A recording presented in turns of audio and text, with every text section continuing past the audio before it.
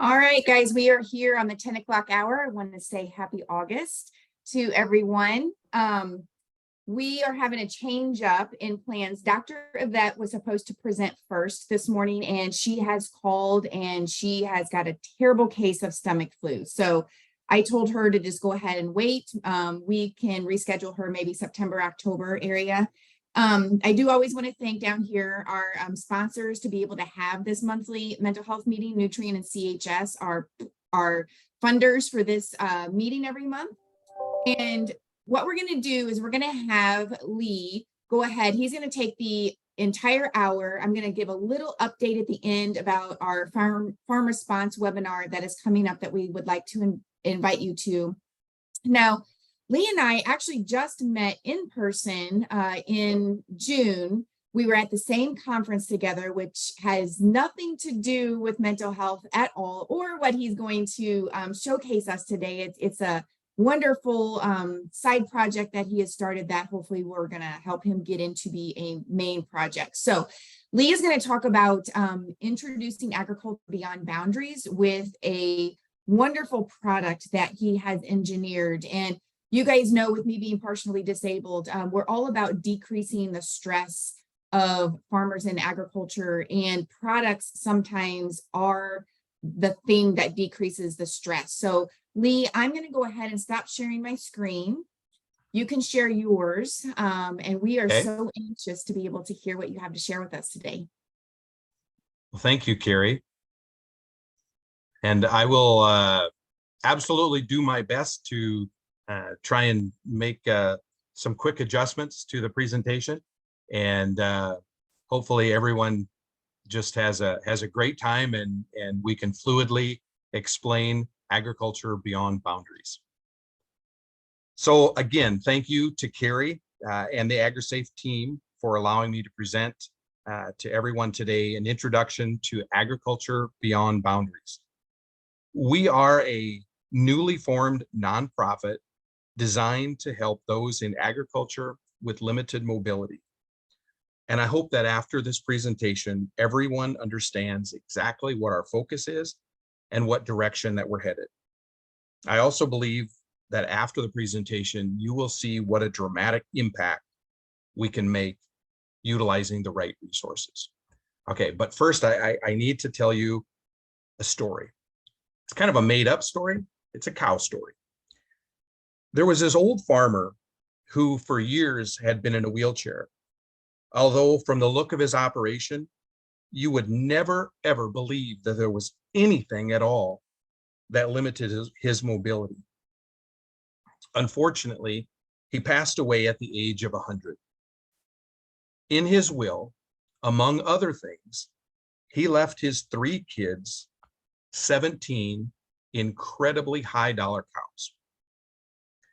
These were ultimately the nation's absolute best cows. Now, if you look at 17 cows, to his oldest, he left half the cows. To the middle child, he left a third of the cows. And to the youngest, he left 1/9 of the cows. So the dilemma and the family arguments began. You see, 17 does not divide evenly by 2. It does not divide evenly by 3. And it does not divide by 9. So it's a difficult situation for sure.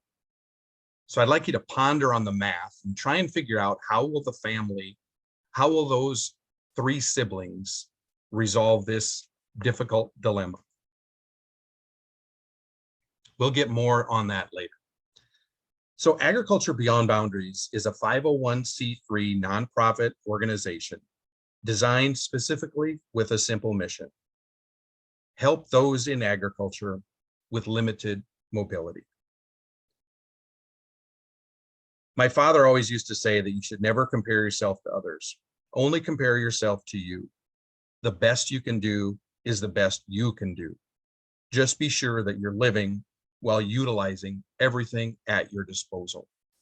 One of the parts of Agriculture Beyond Boundaries is to allow everyone to live to the fullest that they can possibly be by helping provide additional items that can help them be everything that they can be.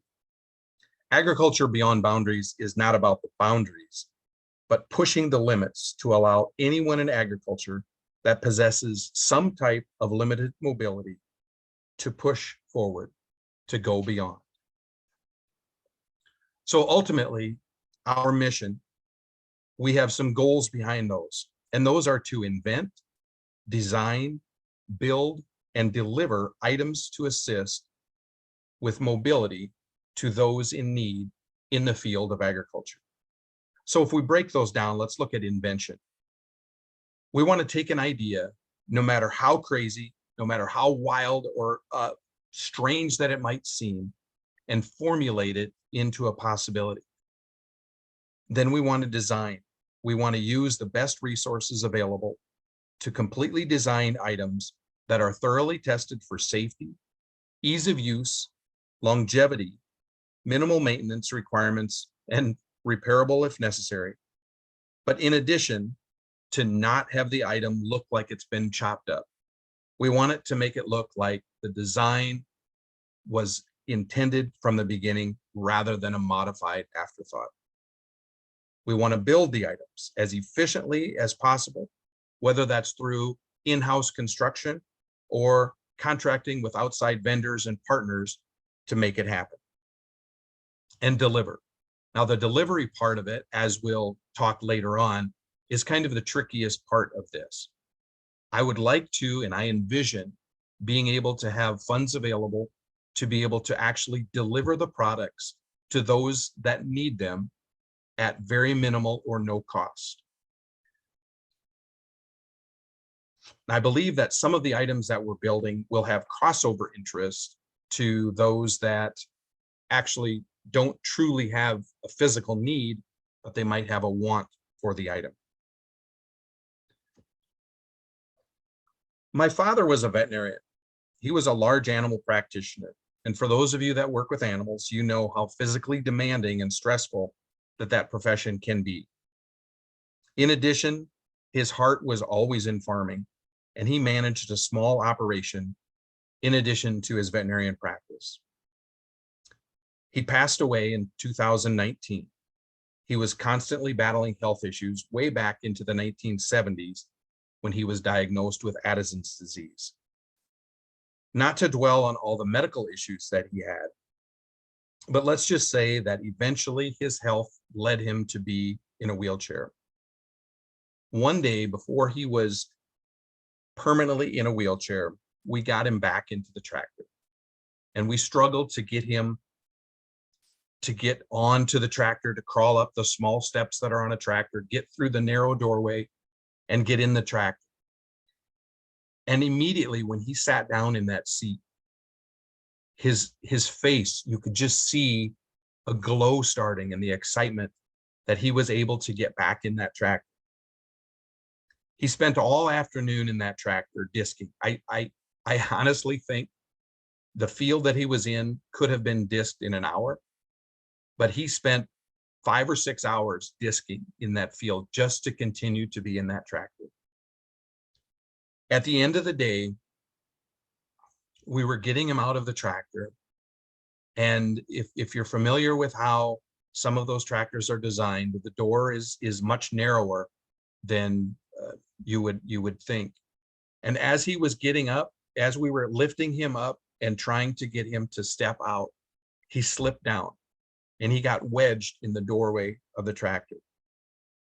It took us quite a long time, and it was obviously incredibly painful for him as he was wedged in there, and as we lifted and pulled and struggled to get him out.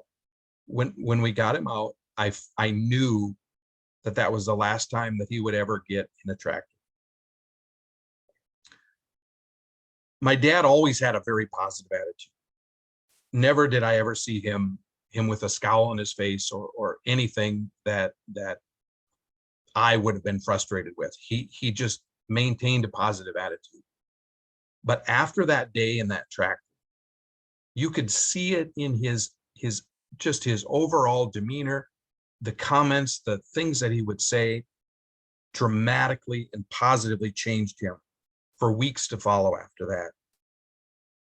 That event led my mind to wonder, how wonderful would it be if someone that was permanently in a wheelchair would be able to get in and out of a tractor cab without any assistance from anybody else, to truly be able to maintain a level of independence and freedom that some people take for granted. I did quite a lot of researching. I looked online quite a bit. I contacted different universities to try and find out what was available in the current market. And years ago, I used to be a high school ag teacher. And during that time frame, I had a friend that was in charge of a South Dakota agribility project. And so that led me to reach out to the folks at the National Agribility Project. And they have been, over the years as I contemplated this process, they've been really helpful with kind of a nudge to push forward. But as I researched, a lot of the research led me to learn that while there are some options available, there really wasn't anything available to the level that I envisioned. So as my ideas started to evolve, I began asking myself, what if I can actually pull this off? What if I can make actual products that create life-altering situations for those that can benefit? Just seeing the change that one afternoon made in the mood of my dad, just imagine what it could do for others on a daily basis. So I visited with more and more people, many of which said, no way, nope, this will never work. There's no market for it. You will never be able to make money. And every time they would tell me that I couldn't make money, I kept replying to them, it's not about money. For me, it's not about making money. It's about making products that can help other people. And I admit, I was very frustrated. I couldn't find a bank that would lend me money on projects that I knew and they knew would never cash flow.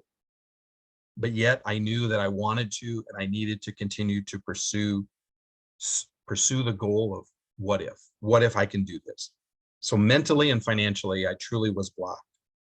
What if was where I wanted to be, but how and what if I can't blocked me.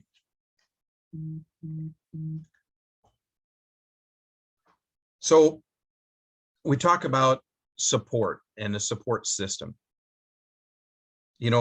Crazy ideas sometimes just drive people crazy. But every once in a while, a crazy idea does crazy things in the world and creates crazy results that change for the positive the lives of many in crazy ways. But in order to do the crazy things and avoid insanity, we have to look at things a little different. I've always kind of had an entrepreneurial spirit, and my parents have always supported everything that I've done. I think a lot of times my parents would look at the things that I thought of and the things that I would say. I didn't think they really maybe agreed with me, but they always supported me. And my mom has truly been an incredible support during this journey. And that support extended beyond only my mom and my dad and my kids, but it went to my extended family as well. Once my aunts and uncles and cousins started finding out about what I was doing, they really got behind me and supported.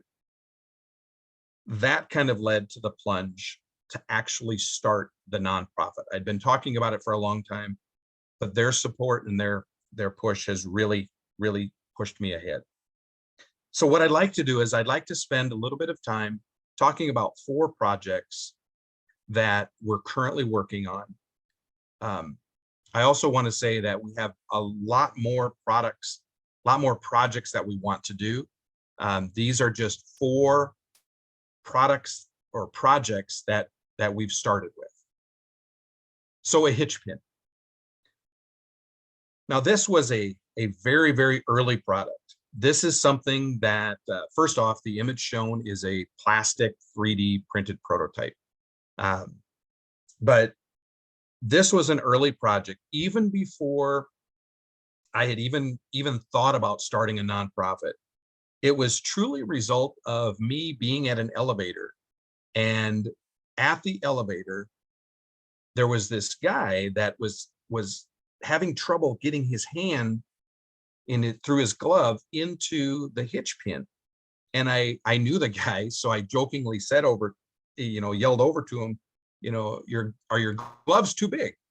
And he kind of looks back at me and he smiles and he said, I wish it was the issue, but it's this blankety blank arthritis. My hands are so thick, I can't get in the pin. And so the primary design here is it has a larger handle. It has finger grips so that it's easier to get into and to assist with pulling the pin out. Now, this particular pin, it's a very simple item. I don't expect it to be a huge marketer, but what I do see this as being positive, if you can imagine walking into every farm supply store in the US, and the first thing you see is a kiosk that has these hitch pins and Agriculture Beyond Boundaries logo and a description of what we're doing and what we're working towards. That's truly where I see the benefit of a hitch pin like this coming, is that it helps make awareness and bring more awareness to what we're doing. There's a local company that makes hitch pins, and I had originally talked to them hoping that they would just take the design and run with it. But their response was that, we like the idea, but we don't believe that setting the tooling up and going ahead with this will really make an impact on the market. We don't think we can make money at it. And again, that wasn't the point to make money. The point was to get a product to somebody that could use it. But I do believe that because they also do custom work, that eventually we'll be able to get this done and on the market. Now, this is another product. This is a 3-point hitch, and it's just rough CAD designs at this point. But imagine that you have difficulty getting on and off of a tractor. Now imagine that you're in the tractor and you want to hook up to an implement. How do you do that? There are some quick hitches on the market. Most of those on the market, you back up to your implement and you hook up and you drive away. But that's all you can do is hook to the implement itself, nothing else. So how are you going to hook up your PTO system, the power takeoff unit? How are you going to hook up your hydraulics? How are you going to hook up your electrical system? Some people that have limited mobility just simply have somebody there that hooks up their equipment for them. But it truly limits the freedom that person can have. So what if there was an alternative? What if from the seat of the tractor, you can back up to the implement, and with the flick of a switch, you can hook up to that implement. It will automatically hook up your power takeoff unit. It will automatically hook up your hydraulics and automatically hook up your electrical system. That can be a game changer for many. I'm in communication with a company that currently makes a version of a quick hitch. It doesn't have the hydraulics or electrical. They're working on a slight PTO system, but it's only for small utility tractors. And when I was visiting with the folks about it, because we're in communication about using their initial design to help us get products out on the market for people, and then modify the design and continue that basic work. One of the stories that Fred told me, the gentleman that owns this company, he said, we did an install where we installed a unit on a tractor and then a unit on every implement that the farmer had. And when we were done, we left. And a few hours later, we were driving down the road and decided to call the farmer and ask, how are things going? And the farmer, the way the story was relayed to me, the farmer with tears in his eyes and tears in his voice said, you know, all I've been doing all afternoon is hooking and unhooking equipment. I'll unhook, then I'll go to another piece of equipment, I'll hook it up, I'll move it over, I'll set it down, I'll unhook it, I'll go hook up a different piece, just constantly hooking and unhooking. He said, you have no idea how long it's been since I've had that freedom and that ability to do that completely on my own. So I asked, what if, what if a farmer that is in a tractor cab but has difficulty getting in and out has the ability to just randomly go up to a piece of equipment and hook up to it. Now, this project is pretty exciting. This is actually so I met Carrie just a short time ago. We happened to be, like Carrie indicated, we happened to be at the same conference. It happened to be a company that I currently work for. And first off, I love speakers. I love motivational speakers. I love speakers with stories. And so I was really excited to hear Carrie. And when I met her and I heard her story, I thought, oh my, I have to talk to Carrie. I absolutely have to talk to her. When she got done speaking, she got off stage, and as she was working her way to the back, I happened to be in the back row, not because I'm a bad student, but just because I was in the back row. And I twisted my chair around and I went over to her and I said, Carrie, I have to talk to you. And I shared a little bit of information about what I was doing and showed her a short video of a project that I'm working on. And I'd like to share a couple of these videos with you.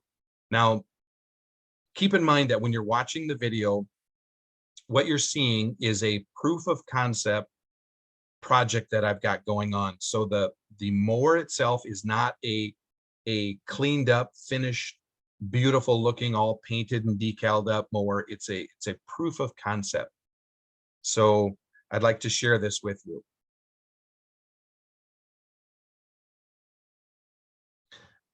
So this project started again with the concept of what if we can create a product that someone with mobility issues or someone that's permanently in a wheelchair still has the ability to be able to get into or onto a piece of equipment. In this instance, it happens to be a lawnmower.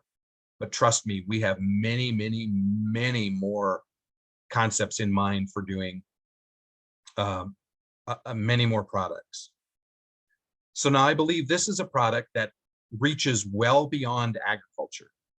This is actually an item that I believe that urban people will definitely have interest as well. And I think that this could open the door for some people, even to get into, it might sound silly, but even to get into markets such as lawn care professionals, which are very, very lucrative careers. So I ask you to imagine that you live in the suburbs and use a wheelchair for mobility. Now imagine after work being able to get on your lawnmower and mow your yard. And I know for me, in August, when it's hot, that's not a big factor at all. Nothing that I'm looking for, but it is something that I take for granted. And as I show you these videos, I show you this one just to prove it's a fully functional lawnmower. I chose to start with this project kind of with the idea of creating that fully functional proof of concept. And it was my feeling that if I could visualize this model working, that it would assist me in explaining the product to other people, that they could really understand that this can be done. A lot of times when I visit with people about these things, the initial response is, you can't do that, or that won't work. It'll never work the way you envision. So with this particular project, I started with a used lawnmower. I searched for quite a long time because I wanted to find one that had a joystick operation, because I wanted that joystick to replicate what somebody in a powered wheelchair might be using. My initial idea was to buy a wheelchair ramp system that would come from a van. So we have a mobility works business nearby. So I went to them and I purchased the entire setup for a ramp system that they would use when they convert a van. I was able to team up with a group of 6 engineering students out of South Dakota State University, and they took this project on, and what they found was that the ramp idea that I had didn't work, because it would create, in this exact model, it would create a system that was too steep. So they converted and went to the lift situation, which is why you see the lift in this example. Now, the next step of this is to take those existing, that existing lawnmower and rework it from the ground up. What we did so far was we just took an existing used lawnmower, chopped it up, and made a proof of concept. As I said before, my goal with this, when I have a product that hits the market, it needs to, I want the visual of the mower to look very little different or not different at all from the counterpart beside it.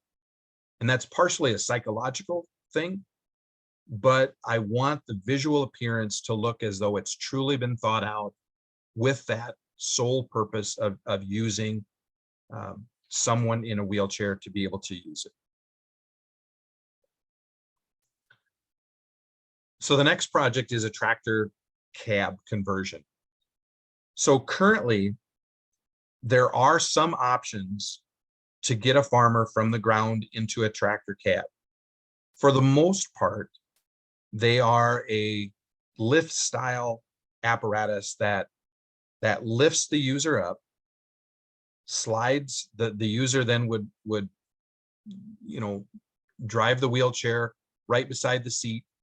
They would scoot over onto the seat, and then the system would raise the person up to the door, where they would crawl from that seat then into the tractor cab. But I ask, what if the farmer is permanently in a wheelchair? What if there was an option available that they could wheel onto a platform, buckle it in, and then actually be raised into the tractor cab itself?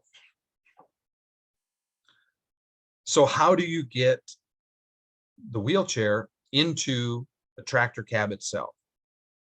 Now, this project is truly at the heart of why I started the nonprofit. When I told the story of my dad as an example, I want you to know that this is truly why I started the nonprofit. Now, this particular project is incredibly complex. It's got a long way to go, but we're definitely going to get there. We started with the intention of using a tractor similar to the one that's shown, a 4440 or a 4640 John Deere. Now, the purpose of this particular tractor was, this is kind of considered a sound guard cab John Deere, and that just has to do with the design of the cab. Now, that was a very popular design, and most of the cabs interchange from tractor to tractor. So I thought if we'd start with this model, that it would be easy to find a tractor to be able to convert and utilize for this.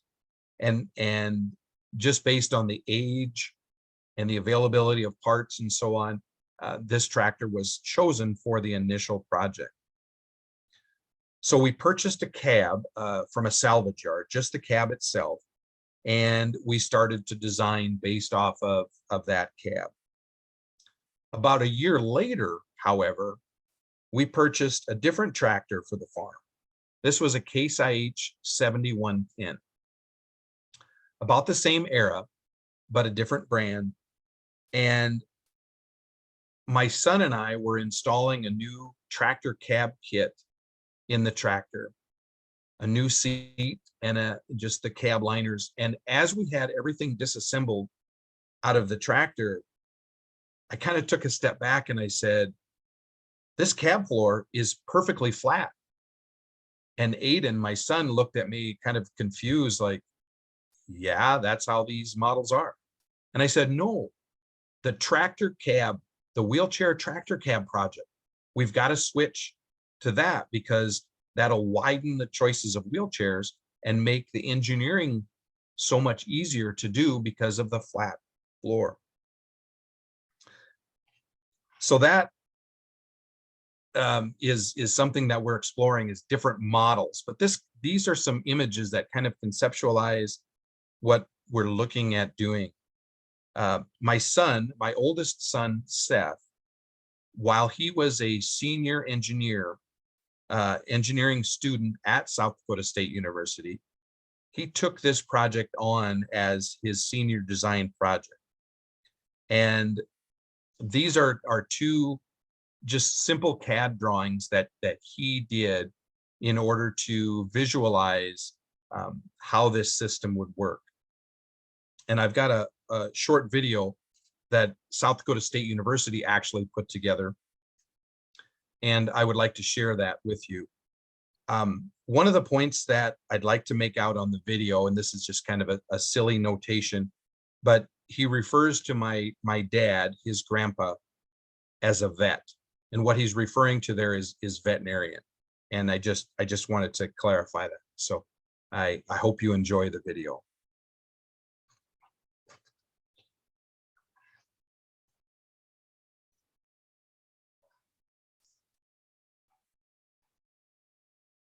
Hey, Lee, we don't have sound on this one.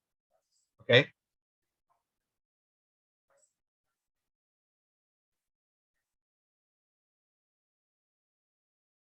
Let's see if we can get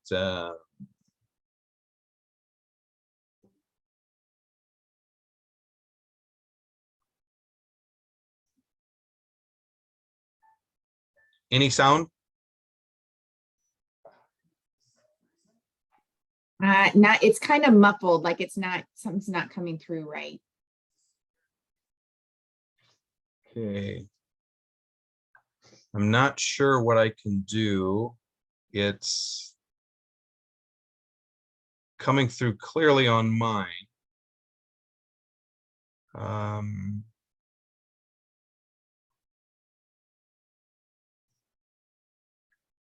Can you hear it at all? No, we sure can't. It can be, Okay. do you have this somewhere that we can send Yes. it later? Okay. Yeah, absolutely. I can get it to you. So what I'd like to do then is there any volume at all that comes out? There's not, but I think so what I'll do then is I'll play the video. Yeah. And I will kind of talk through what he's saying during this time frame, if that works for you. Yes, I think that's perfect. Okay. So South Dakota State University took on this project, and they were impressed with the work that he had done on the project, and he wanted to showcase the project. So he's talking about the main idea behind the project is to get somebody that's in a permanently in a wheelchair to be able to roll onto a platform, lock in, get into it, and then the actual cab, the back of the cab would open so that they could get into the cab itself. As I mentioned before, the project was truly something that came from a result of working with my dad. And this is a picture of the cab that we had bought from the salvage yard. with the idea of developing the platform to be able to lift up and slide in. So we've explored a number of different options, and we've kind of landed on the fact that the back door, the back window, and roof would lift up. And so we would have to modify the rollover protective shield inside to make sure that the structure is still sound.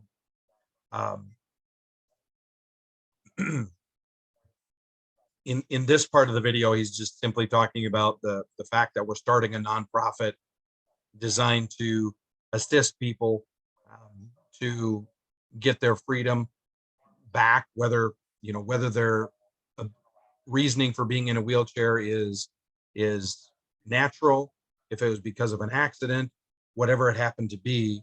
We want to be able to create that ability to be independent again for the farmer.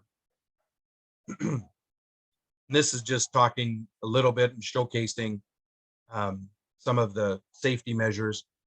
And the idea is that as the cab, if you're out in the middle of a field and you have a need to get out, even with an implement hooked up, you should be able to just push the button, lift up, and get out of the cab, and then go back to the piece of implement and do whatever work it needs to be done to it, and then get back into the cab completely independent. So again, I'm not sure what we had issues with the sound there, but just want to apologize for that.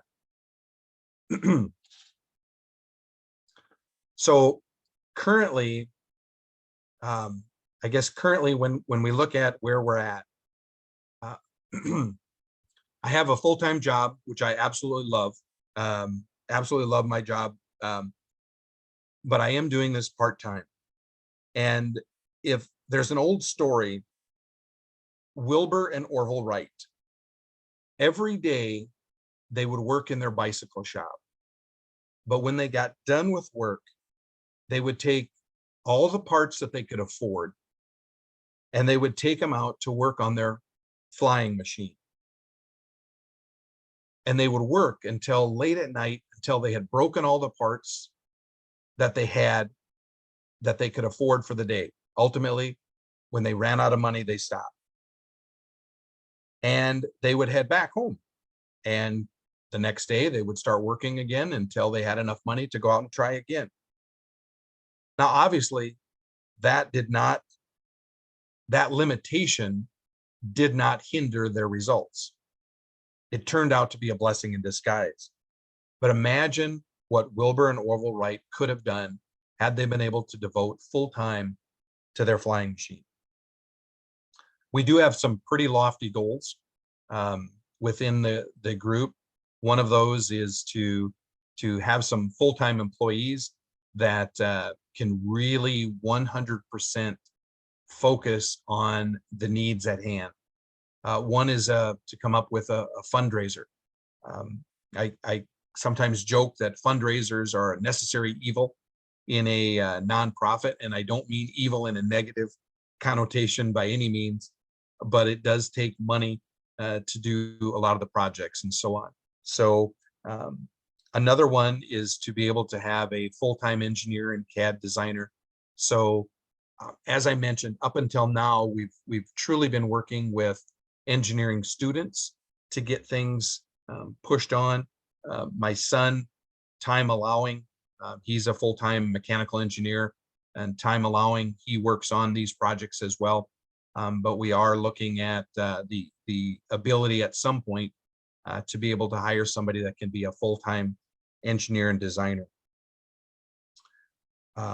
Another thing is, we're currently using my current farm shop and machine shed to store items, to, I guess, build crude prototypes and hatch some crazy ideas. And eventually we hope to be able to have a building specifically to house those things and to truly call the home of agriculture beyond boundaries, to be a showcase area where when we get products ready that people can come and be trained on how to use their new item and so on. And we have a huge list of additional goals and so on that we'd like to accomplish. The main thing, the main goal always comes back to doing what's right for the people that need it and help those in agriculture with limited mobility. So I'd like to conclude a little bit with finishing off my cow story from the beginning. If you remember, there were 17 cows and 3 siblings trying to figure the math out about how they were going to split those out. So the 3 siblings finally decided to go to their dad's best friend, a very, very wise woman. This woman also raised incredibly high dollar cattle. And the wise woman said, "Your father was a brilliant man. He was always looking at uncommon ways to teach people and to do things that many people take for granted. He was such a good friend that I'm going to give you 3 my absolute best and prized cow to help you 3 out with your dilemma." The kids were excited because now they had 18 cows. So they could truly divide things out the way they thought that their dad wanted them to divide things out. So 18 cows. If you remember the math, the oldest got half, the middle got a third, and the youngest got a ninth. So half of 18 is 9. A third of 18 is 6. And 1/9 of 18 is 2. 9 plus 6 plus 2 is 17. They had 1 cow left over. So they returned the cow to the wise woman and they learned a valuable lesson. The old farmer who had passed away constantly looked at life as a what if situation. How do I go beyond in a difficult situation? Now I tell you that story because, mathematically it's kind of funny. But ultimately, when faced with difficult or seemingly very complex scenarios, sometimes the best thing to do is to reach out to those that are wise, influential, and connected, and share common interests. Today, I believe that our common interest is to help those that are confronted with limited mobility.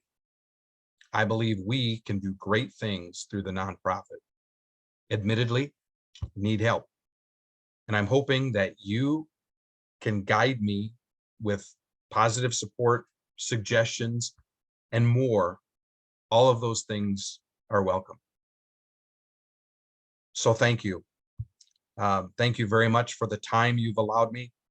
Thank you, Carrie, for allowing me to go beyond the amount of original allotted time.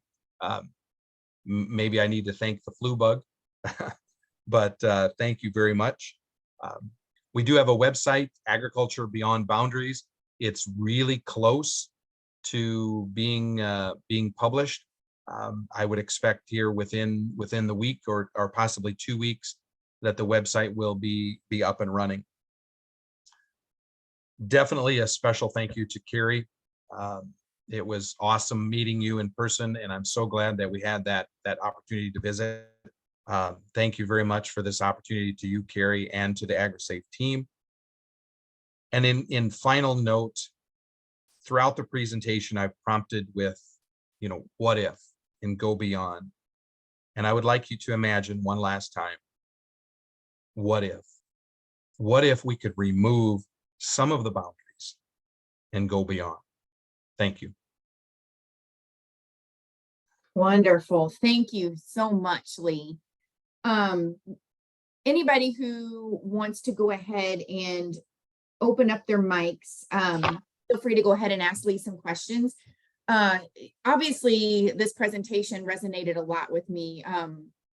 I cannot tell you the amount of stress and anxiety that it causes someone like me like have to get in and out of the tractor so many times to try to hook up a piece of machinery. It's it takes a lot of mental strength some days to be able to do that. And I don't, the guys at AgriAbility who are on here might know better than me, but I don't know that I've ever seen a lawnmower modified. I don't know if anybody has touched that yet. I think that is a unbelievable accomplishment, especially one that's not like, it's a normal lawnmower. It's not like so rudimentary that it's, you're like, is this thing even going to make it across the yard, you know? And it looks fantastic. So one thing that we're really seeing in the mental health and ag field is that when a farmer, when that's what they do, and that's what they identify with, when they have some sort of physical challenge that takes them out of that tractor, and all of a sudden they lose their identity, and it truly is a loss of identity. They don't know who they are without farming. They don't know what to do in life. We see them spiral into this deep depression. And unfortunately, some of those end up taking their lives because they don't understand their purpose here on earth anymore. So being able to have minds like yours who can see an alternative and are willing to put the work and the effort, and I mean, you know, you just have to reprocess and reprocess your ideas to keep those farmers in the tractor. One, they're continuing to farm, which keeps them in the workforce.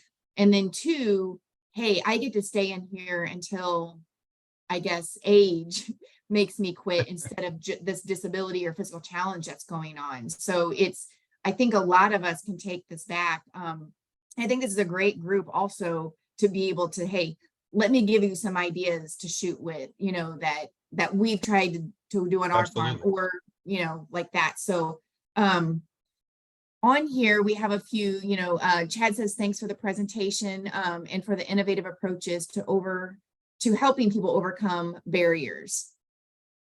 And some did ask for your website. So we will, I think we'll go ahead and put that out in the email, and then hopefully whenever it's up, people will be able to go ahead and go to that.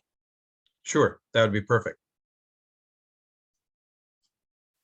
All right, Shelly says, I am an MSW student watching for an assignment and so glad that I did. This is a great concept and much needed within our farming communities to allow those with limitations to continue to engage in this vital profession. I am grateful to have learned about your nonprofit, Lee. Keep up the great work.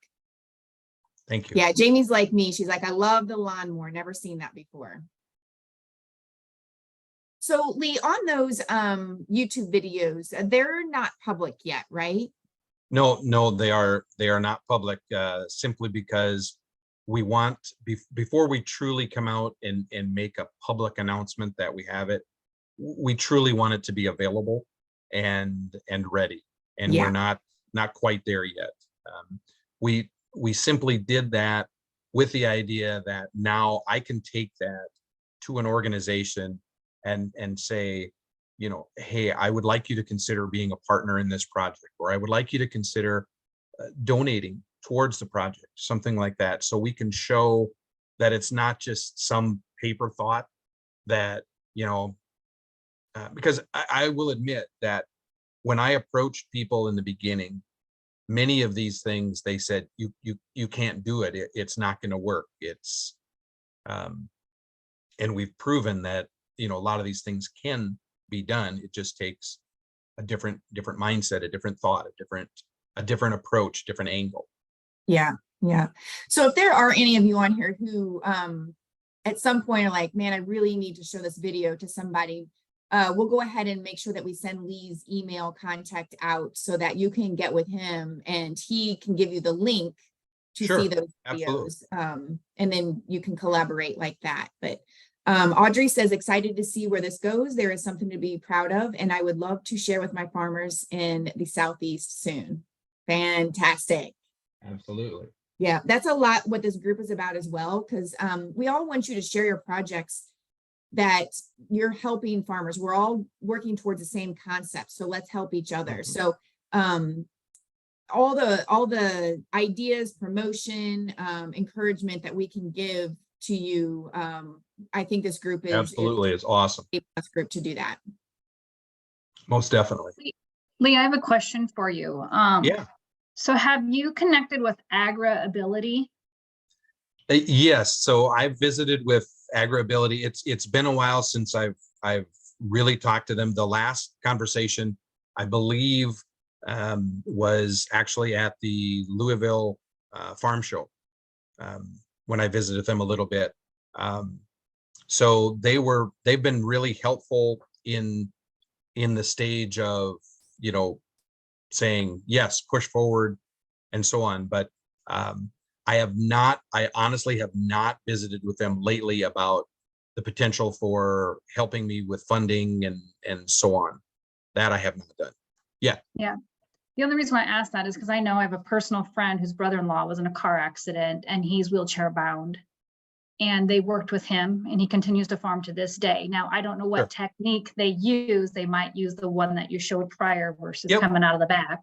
Yeah. But So I do know they've helped him to continue to be a farmer, even though he's basically a quadriplegic. So yep. One of the earliest conversations that I had with them, they introduced me to the lift in the one image.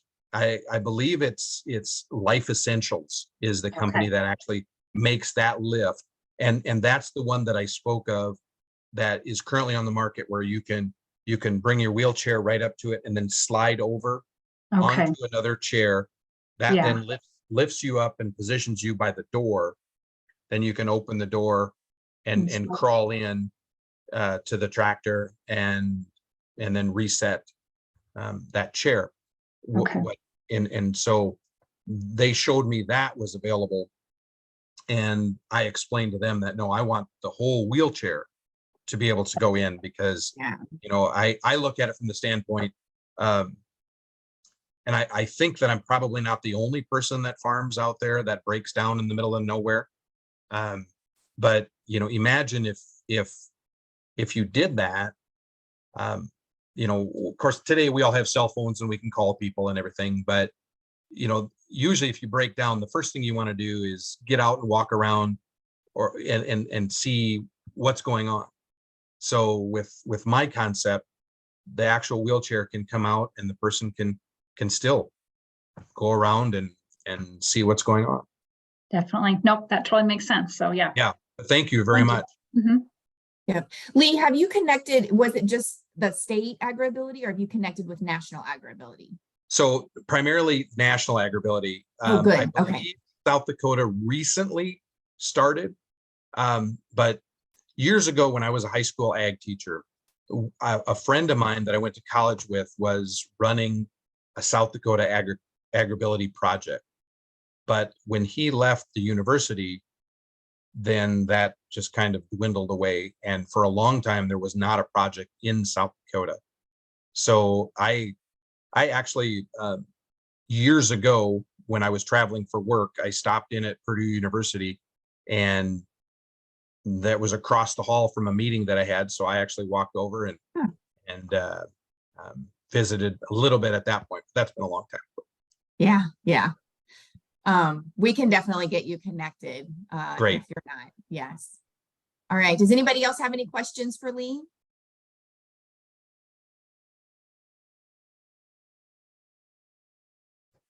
All right.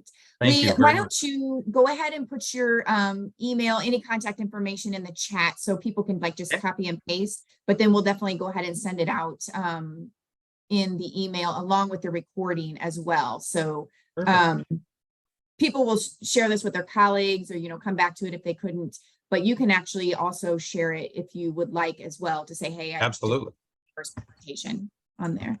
So I need to share real quick. We have a farm response. There it is.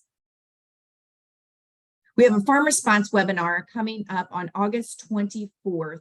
Farm response has been one of our biggest projects right now, trying to get healthcare professionals involved. I am going to tell you that Like when you take farm response, I think the website says 3 hours. It is definitely not. Like, I think it took me 5 hours. But what we're going to do is this past year in this webinar, we're going to go over everything that we have done with farm response, all the statistics, how it is being received, and it just seems to keep growing. So I know last month we had Cheryl Bessler on. She's going to be one of the presenters along with Michaela. And I will go ahead and actually put this link in the chat as well, so that if anybody does want to go to that webinar, it is also, I believe, going to be recorded. So if you can't make it, you can watch it afterwards.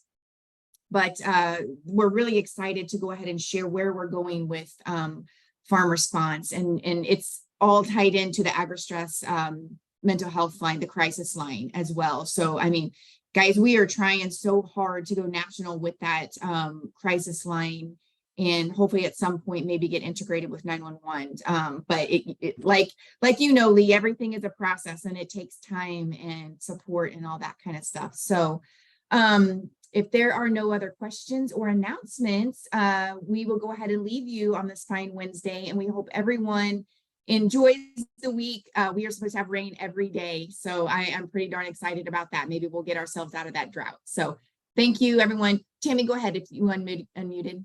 Can I ask you a question? And after everybody gets off, is that okay? Absolutely. Absolutely. Okay, thank you. All right. Thank you, everyone. We're going to go ahead and stop recording.